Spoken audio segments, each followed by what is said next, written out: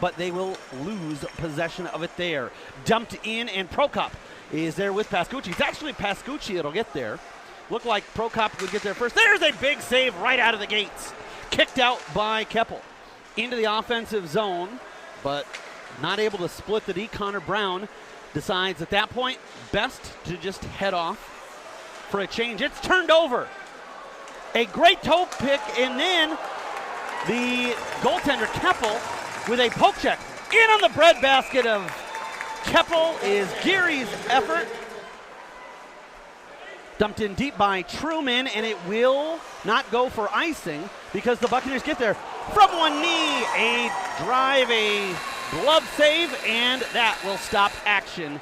Down low to Musarov. He's the only right-handed shot on the ice right now for Des Moines. Truman waits, goes up top to Wolf. Wolf snaps the shot. It's deflected down low.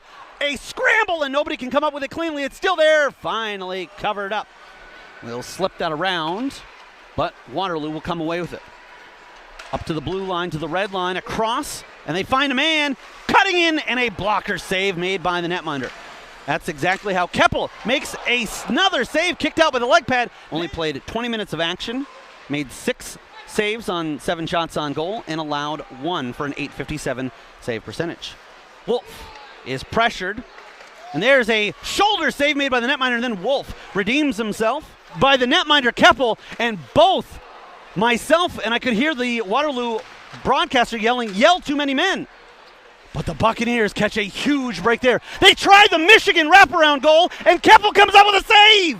But either way, helps create this turnover, and he was starting to peel off to the left. They're unable to find him. Here's Bevilacqua. Bevilacqua, it's stripped, and a shot right into the breadbasket of Keppel. He'll hold that on. Des Moines comes up with an offensive zone steal. Pascucci fires one, and it ends up getting deflected. Musarov drops his stick, and it looks like he might have caught some contact there. It's a 3-on-2 as they gain the line. Baker waits, fires again. And I thought they were going to try to go to the aforementioned McCormick. Instead, they try a shot, and a big hit thrown there by Ness, and he's going to go. Ness and Ramsey drop gloves. Ramsey tries to cut in, holds. It's a little bit of a Ness misses with the first right, hits on the second. Ramsey swings with the left, and an uppercut thrown by Ness. Still tuggling. Now the helmet comes off of Ness. He rips at him and lands a nice left. Both helmets are off, and Ness ends up on top of Ramsey. Regardless of how this fight would end up, Ness trying to fire up his bench from the right side. Up top, they'll get it to Shifsky. They have a man on the backside. Winds up in a blocker save by Keppel. The crowd shows their appreciation. In tight on Keppel, and he makes the same save that he did over and over last night. Over the last couple of years, they've changed it at the higher levels, like the USHL, where instead of the olden days, they'd be thrown out of the... Here's Truman. Would have been thrown out of the dot. Great pass over, and it's in! Tingling with the goal. He didn't even shoot it, but the pass was so hard by Musarov that it's beaten Teehee 5-hole. Time of the goal, 15 minutes, 43 seconds. And initially it looked like it went off of his stick. Even if it went off of his skate, there was no kicking motion at the dot for the Bucks. Kicks at it a couple of times, but it will end up going down as a face-off win for Mason McCormick.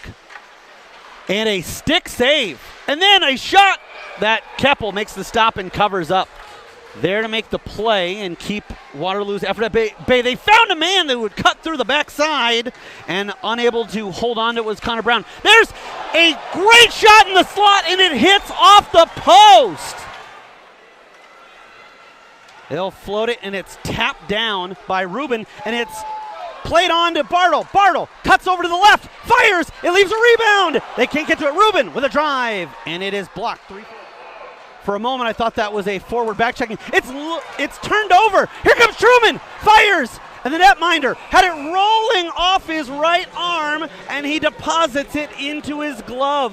We've got less than 2 minutes left, and Waterloo's got 6 on the ice. It's one back, but too hard. It goes out of the zone. Reaching in with Stenberg. Remember, that's how Here we have an opportunity to seal it, thrown in, and it's in! Scout Truman, for the second night in a row, puts an empty netter in with 1:42 to play in regulation. And I was just about to say that he had an empty net goal last night because Tri-City was a little careless with the puck, tried to make a pass, he picked it off, and then buried it. This time it was Stenberg. Stenberg jumps on a mistake, and then Truman. And with style, too. Not that it's anything to care about too much, but an empty netter where you send it all the way down on the ice, not nearly as exciting as that one. Ness feeds it over to the right side, and just unable to hit it in for the back door was Waldron. There's another shot. Glove save by Keppel with 47.3, and it will be off the glass and out. Here's Truman. Truman fires, but he's on the north side of the red line. 5 seconds left. A long drive. Keppel's going to glove it. He'll hold it. And the Des Moines Buccaneers back-to-back shutouts by identical 2-0 score.